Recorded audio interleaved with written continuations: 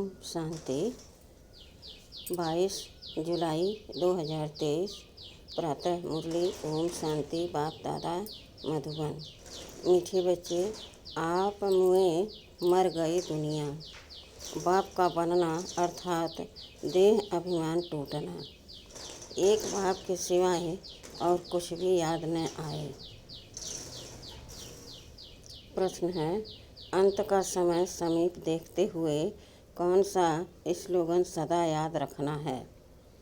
उत्तर है, किनकी दबी रही धूल में किनकी राजा खाए।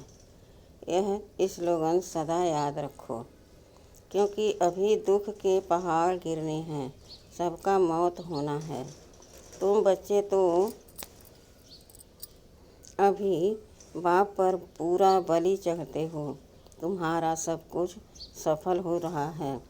तुम एक जन्म बलि चढ़ते, बाप 21 जन्मों के लिए बलिहार जाता है। 21 जन्म तुम्हें लौकिक माँ बाप के वर्षे की दरकार नहीं। द्वापर से फिर जैसा कर्म वैसा फल मिलता है। गीत है, मैं एक नन्हा सा बच्चा हूँ। ओम शांति। यह तो मनुष्य मात्र जानते हैं कि ऊंच ते ऊंच भगवान है। भगवान को हमेशा परम पिता परमात्मा कहते हैं और उनका ऊंचा नाम भी है, ऊंचा ठाव भी है। सबसे ऊंच मूल वतन में रहते हैं। अब जबकि गॉड फादर कहते हैं तो ज़रूर बच्चे ही ठहरे। ऐसे तो नहीं कह सकते हम फादर हैं। सर्वव्यापी कहने से तो सब फादर हो जाते। उनको तो हमेशा परे ते परे परम धाम में रहने वाला परम पिता परमात्मा कहा जाता है। ऊंच ते ऊंच भगवत, इसलिए सब भक्त उनको याद करते हैं, कहते भी हैं। भगवान को ही भक्तों को भक्ति का फल देने यहाँ आना पड़ेगा। वह बाप है, स्वर्ग का रचयिता, क्रिएटर। जरूर नई दुनिया ही रचेंगे तो वह आएगा कहाँ? क्या पतित दुनिया में व पावन दुनिया में? देखो, यह बात अच्छी रीति धारण करने की है। तुम कोई छोटे नहीं हो। शरीर के आर्गन्स तो बड़े हैं ना। तुम जानते हो सभी बाप को याद करते हैं, समझते हैं यहाँ दुख है, हमको ऐसी जगह ले चलो जहाँ शांति सुख हो। ड्रामा अनुसार बाप को आना ही है। बनी बनाई बन रही, इसमें कोई फर्क नहीं हो सकता। वर्ल्ड की हिस्ट्री ज्योग्राफी चक्र लगाती रहती है। 4 युग फिरते रहते हैं।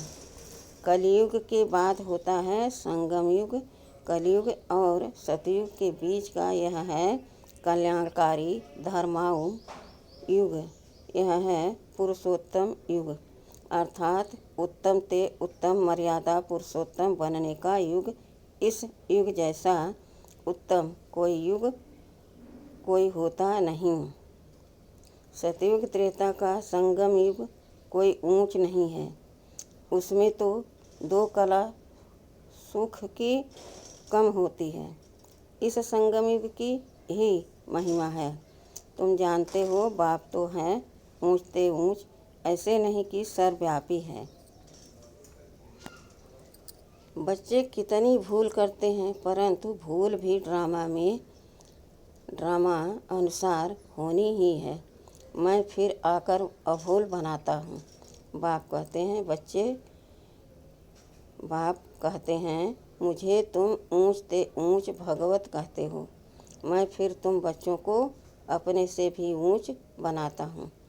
तब तो भक्त याद करते हैं, लेकिन सर्वव्यापी कहने से मिट्टी में मिला दिया है तो खुद भी ऐसे कंगाल दुखी हो गए हैं। भारत सुखधाम था, अब दुखधाम है। अब बाप कहते हैं मैं तुमको अपने से भी ऊंच बनाता हूँ। मैं तो परम धाम ब्रह्मांड में रहता हूँ, तुम भी वहाँ रहते हो, फिर यहाँ आते हो पार्ट बजाने। जानते हो, ब्राह्मण हैं ऊंचे ते ऊंच चोटी, तो ऊंचे ते ऊंच शिव बाबा की क्या निशानी करें रखेंगे। वह तो एक स्टार है, जैसे आत्मा वैसे परमात्मा चमकता है।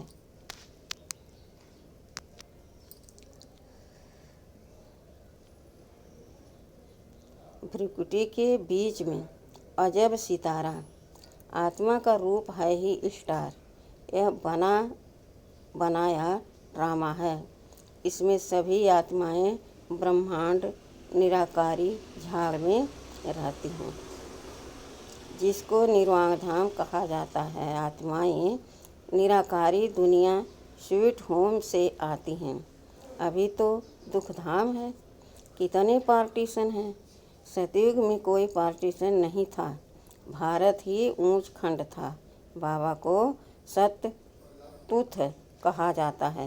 बाबा कहते हैं, मैं सचखंड स्थापन करने आता हूँ तो जरूर नई दुनिया स्थापन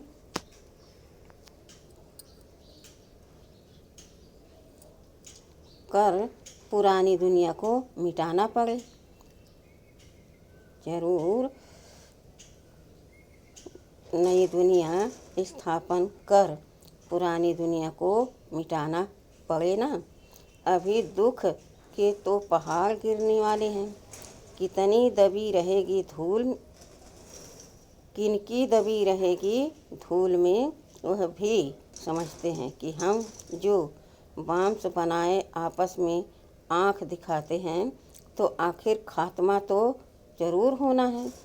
परंतु पता नहीं कौन प्रेरक है जो ऐसी चीज़ बनवा रहे हैं।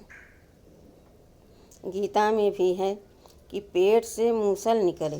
यह है सारी बुद्धि की बातें। बांस निकालते हैं अपने निशन का विनाश करने। यादव कौरव पांडव 3 सेनाएं हैं ना। यादव कौरव लड़कर खत्म हुए, बाकी कौरव पांडव की कोई लड़ाई नहीं होती। तुम्हारी कोई से युद्ध नहीं। तुम हो योग बल वाले राज ऋषि सन्यासी हैं। हठ योग ऋषि वह शंकराचार्य, यह शिवाचार्य। श्री कृष्ण आचार्य नहीं कहेंगे। वह अब नॉलेज ले रहा है, फिर सो श्री कृष्ण बनने के लिए यह राजधानी स्थापन हो रही है। तुम पतित कांटों से दैवी फूल बन रहे हो। गीत में भी सुना, आओ अजामिल जैसे पापियों का उद्धार करो, गाया भी जाता है। पतित पावन वही सतगुरु है जो तुमको नर से नारायण, राजाओं का राजा बनाते हैं। यह है एम ऑब्जेक्ट। यह पाठशाला है ना, इसमें हम नर से नारायण, नारी से लक्ष्मी बनते हैं। इसमें अंधश्रद्धा की बात नहीं। स्कूलों में एम ऑब्जेक्ट होती है ना। तुम बाप के पास आए हो बेहद का वर्षा लेने, वहाँ का वर्षा यहाँ लेना होता है। वह है ही सुखधाम, यह है दुखधाम। गीत में सुना, मैं छोटा सा बच्चा हूँ, तुम बच्चे हो ना। कोई 25 वर्ष का, कोई 20 वर्ष का। बाबा कहते हैं, एक दिन का बच्चा भी वर्षा ले सकता है। बेहद का बाप फिर भारत को हीरे जैसा बनाने आया है।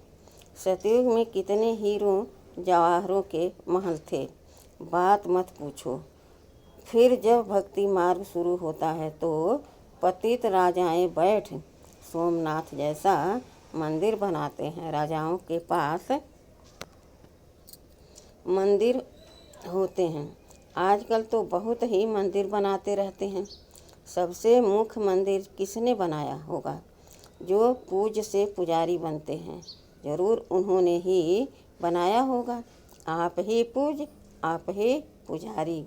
यह महिमा परमपिता परमात्मा की नहीं है। उनकी महिमा तो सबसे न्यारी है। हर एक मनुष्य की महिमा अलग होती है। ऊंचे ते ऊंच महिमा है बाप की, जिससे तुम 21 जन्मों का वर्षा पाते हो। फिर द्वापर से लेकर तुम लौकिक बाप का बच्चा बन जैसे जैसे कर्म करते हो ऐसा जन्म लेते हो। धन दान करने से एक जन्म अल्पकाल सुख का वर्षा मिल जाता है। राजाएं भी तो रोगी बनते हैं ना। स्वर्ग में तुम रोगी नहीं बनते हो। तुम्हारी एवज 150 वर्ष आयु रहती है। कितने हेल्दी रहते हो। बीमारी दुख आदि का नाम नहीं।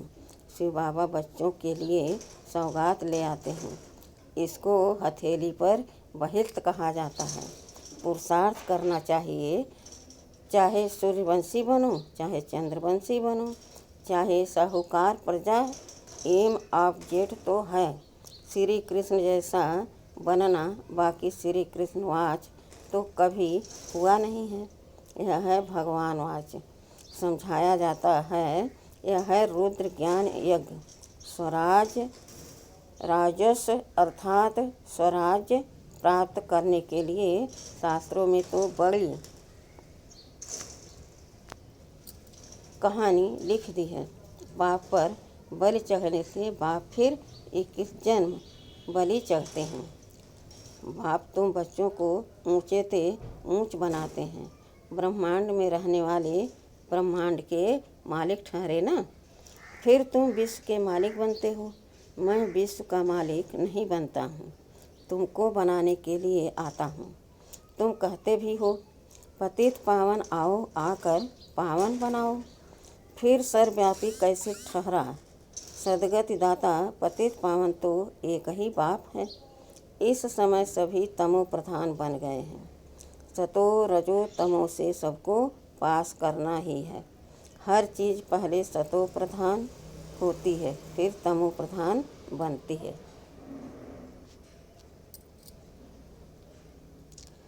सतयुग में भी देवी देवताएं सतो प्रधान, फिर त्रेता में सतो राम राज्य क्षत्रिय, फिर रजो में वैश्य, तमो में शूद्र वर्ण भी है ना। विराट रूप है। देवता क्षत्रिय वैश्य शूद्र दिखाते हैं। बाप और ब्राह्मण गुम कर देते हैं। तुम ब्राह्मण देवताओं से भी ऊंच हो, क्योंकि तुम भारत की ऊंच सेवा करते हो। तुम हो श्रीमत पर श्रेष्ठ ते श्रेष्ठ, ऊंच ते ऊंच भगवान की मत मिलती है, जिससे तुम भी श्री लक्ष्मी नारायण बनते हो। श्री श्री शिव बाबा द्वारा फिर माया का प्रवेश होता है तो तुम आसुरी बन पड़ते हो। कल्प कल्प बाबा ऐसे आकर समझाते हैं। बाबा ने ज्ञान का कलश तुम माताओं पर रखा है। मनुष्य से देवता बनाने सन्यासी तो माताओं को नरक का द्वार समझते हैं, निंदा करते हैं। फिर आकर उन्हीं माताओं से भीख मांगते हैं तो फिर कर्जा चढ़ जाता है। इसलिए पुनर्जन्म फिर भी गृहस्थियों पास ले फिर संन्यास करते हैं। पुनर्जन्म नहीं लेते तो फिर इतने ढेर सन्यासी कहाँ से आते। भारत पवित्र था, संपूर्ण निर्विकारी दुनिया कहा जाता है। बरोबर देवताओं के आगे महिमा गाते हैं। आप सर्वगुण संपन्न, फिर अपने को कहते हैं मैं निर्गुण, हारे में कोई गुण नहीं। सर्वगुण संपन्न यह शिव बाबा की महिमा नहीं है, यह देवताओं की महिमा है। परंतु पूरा ज्ञान न होने कारण राम सीता के आगे भी यह महिमा कर देते। शिव जयंती मनाते हैं परंतु समझते कुछ भी नहीं हैं। तो बाप कहते हैं तुम्हारा अब ज्ञान का तीसरा नेत्र खुलता है। देवताओं को तीसरा नेत्र होता नहीं। चित्रों में देवताओं को दिखाते हैं परंतु वास्तव में है तुम्हारा, परंतु तीसरा नेत्र खुला फिर बंद भी हो जाता है। आश्चर्यवत सुनती पसंती और औरों को सुनवाती फिर भी भागांती हो जाते हैं। बहुत अच्छे अच्छे बच्चे माया से हारते हैं। बाप युद्ध कराते हैं 5 विकारों पर जीत पहनाने लिए, बाकी और युद्ध हो तो है नहीं। तुम अभी हो ब्रह्मा वंशी, फिर देवता बनेंगे। अभी शूद्र से ब्राह्मण वर्ण में आए हो। इस समय सृष्टि का चक्र पूरा बुद्धि में है, नाटक पूरा होता है। बाप ले चलने लिए आए हैं। माया ने सबको पतित बनाया है। अब बाप कहते हैं, योग अग्नि से तुम अपने विक्रमाजीत बनो। योग अग्नि से तुम विक्रमाजीत बनो। इसमें मेहनत है और कुछ करना नहीं है। बाप को याद करना है, बाबा हम आपके थे, आपके ने हमको फिर सतयुग में भेजा। पुनर्जन्म सतयुग में लेते रहें, फिर त्रेता में आए तो पुनर्जन्म त्रेता में लिए। इसको भी बाप कहते हैं, तुम अपने जन्मों को नहीं जानते हो। हम बताते हैं, मनुष्य 84 जन्म कैसे लेते हैं। 84 लाख की तो बात ही नहीं हो सकती। कल्प की आयु ही 5000 वर्ष है। इन शास्त्रों ने तुम्हें घोर नींद में सुला दिया था। अब बाप ने तुमको जगाया है। तुम जाकर बाप से वर्षा ले रहे हो। तुम छोटे बच्चे हो, कोई 3 मास का, कोई 4 मास का। तुम ईश्वर के बनते हो तो फिर आप मुए मर गए दुनिया। बाबा का बनते हो तो देह अभिमान टूट जाता है। बाप कहते हैं, शरीर में रहते हुए, गृहस्थ व्यवहार में रहते हुए कमल फूल समान रहना है। सतयुग में तुम पवित्र संबंध में थे, अब अपवित्र गृहस्थ धर्म वाले बने हो। तुम देवी देवता धर्म वाले ही 84 जन्म लेते हो। भक्ति भी तुम शुरू करते हो, पूज से पुजारी तुम बनते हो। पहले तुमने अभिविचारी भक्ति की, अब भक्ति भी व्यभिचारी बन पड़ी है। फिर तुमको बाप से वर्षा मिलता है। बाप को आना भी संगम युग पर होता है। युगे युगे कहने से करके 4 युग कहो ना, फिर 24 अवतार कच्छ मच्छ अवतार कैसे हो सकेंगे। गॉड इज वन, रचयिता भी एक है तो उनकी रचना भी एक है। अच्छा, मीठे मीठे सिखिलदे बच्चों प्रति माता पिता बाप दादा का याद प्यार और गुड मॉर्निंग और नमस्ते नमस्ते नमस्ते। हम रूहानी बच्चों की रूहानी बाप दादा को याद प्यार और गुड मॉर्निंग और नमस्ते नमस्ते नमस्ते। शुक्रिया बाबा, शुक्रिया, वाह बाबा, वाह वाह मेरा भाग्य, वाह। धारणा के लिए मुख्य सार है। पहला है, स्वराज के लिए बाप पर बलि चढ़ना है। एम ऑब्जेक्ट सदा सामने रखनी है। पुरुषार्थ कर सूर्यवंशी बनना है। दूसरा है, बाप से जो ज्ञान का तीसरा नेत्र मिला है वह सदा खुला रहे, माया की प्रवेशता न हो जाए, इसका पूरा ध्यान रखना है। योग अग्नि से विक्रमाजीत बनना है। वरदान है, सब संबंधों से बाप को अपना बनाकर एक रस रहने वाले नष्टो मोह स्मृति स्वरूप भव। नष्टो मोह स्मृति स्वरूप बनने के लिए सर्व संबंधों से बाप को अपना बनाओ। किसी भी दैहिक संबंध में बुद्धि का लगाव न हो। अगर कहीं भी लगाव होगा तो बुद्धि भटकेगी। बैठेंगे बाप को याद करने और याद वही आएगा जिसमें मोह होगा। किसका मोह पैसे में होता है, किसका जेवर में, किसका किसी संबंध में जहाँ भी होगा वहाँ बुद्धि जाएगी। अगर बार बार बुद्धि जाती है तो एक रस नहीं रह सकते।